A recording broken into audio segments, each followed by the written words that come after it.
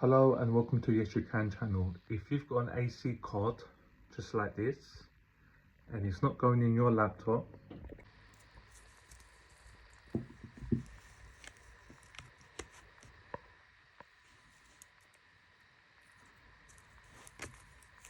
then stay tuned and I will show you what to do.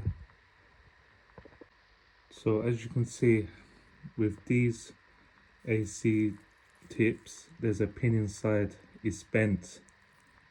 Can you see that? It should be in the middle.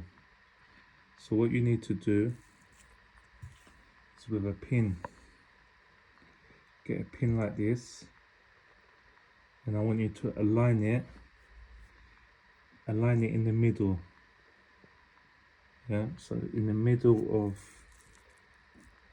this pin, because the tip with an AC cord tip like this, normally it has a pin, so I want you to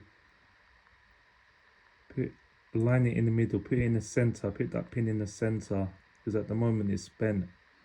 That's why it's not going into your laptop. So do that and then plug it in and then it will go, then it will fit in. I've just finished aligning the pin. Let's try now.